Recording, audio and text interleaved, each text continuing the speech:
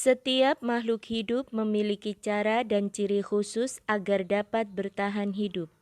Penyesuaian diri makhluk hidup agar dapat bertahan hidup disebut adaptasi. Begitu juga dengan tumbuhan. Tumbuhan memiliki cara yang unik untuk menyesuaikan diri dengan lingkungannya agar dapat bertahan hidup. Tumbuhan hidup di tempat yang berbeda-beda, ada yang hidup di daerah kering, daerah dingin, ada pula yang hidupnya di air.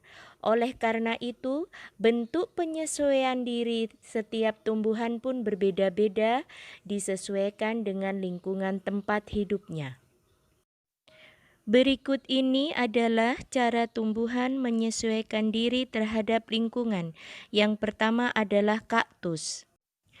Kaktus merupakan jenis tumbuhan yang hidup di daerah yang kering dan panas.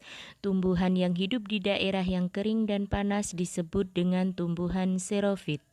Kaktus mempunyai akar serabut yang lebat dan panjang yang dapat masuk jauh ke dalam tanah untuk menyerap lebih banyak air. Air yang telah terisap oleh akar kemudian disimpan di dalam batang yang gemuk.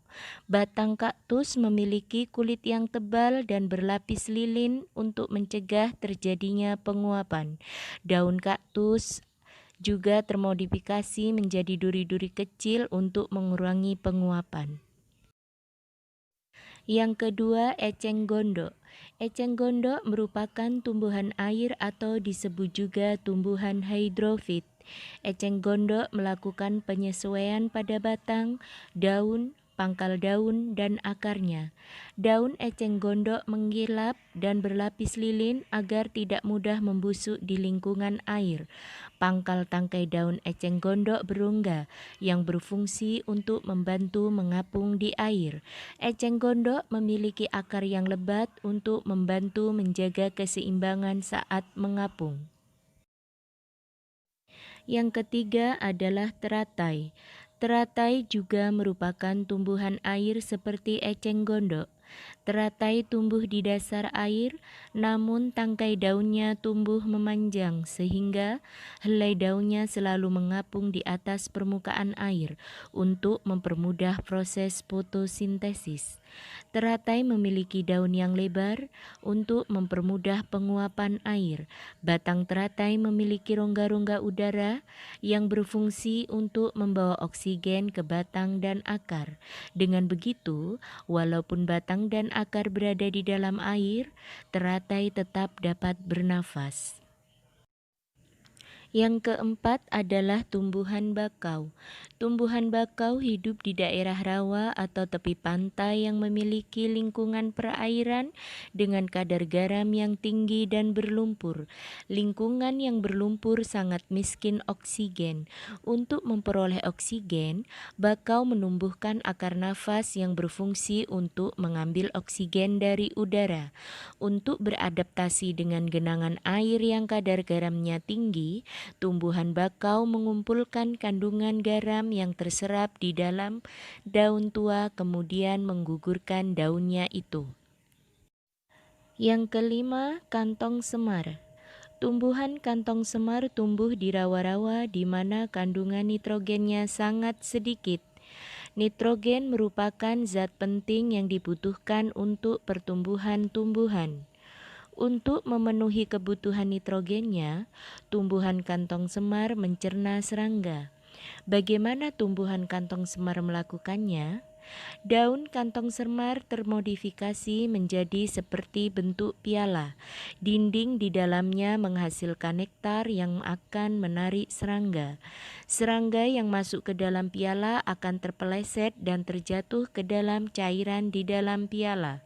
Cairan inilah yang kemudian melarutkan serangga sehingga tumbuhan kantong semar dapat menyerap kandungan nitrogennya. Contoh selanjutnya adalah tumbuhan Venus. Tumbuhan Venus juga merupakan pemakan serangga atau insektivor. Daun Venus berengsel dan berbulu. Daun tersebut terbuka menunggu serangga hinggap. Ketika serangga hinggap, kedua bagian daun akan mengatup dengan cepat. Serangga tersebut kemudian akan dicerna di dalam daun untuk diserap nitrogennya. Tumbuhan lain juga yang merupakan pemakan serangga adalah Drosera. Tumbuhan ini menghasilkan nektar yang dapat menarik serangga. Saat serangga hinggap, serangga tersebut akan terperangkap zat lengket yang dihasilkannya. Pohon jati. Pohon jati menyesuaikan diri dengan cara menggugurkan daunnya saat musim kemarau. Pengguguran daun ini bertujuan agar tidak terjadi penguapan yang berlebihan yang dapat menyebabkan tumbuhan kekurangan air dan mati. Pengguguran daun pada musim kemarau juga dilakukan oleh tumbuhan lain seperti mahoni dan kedongdong, walaupun tidak sebanyak pada pohon jati.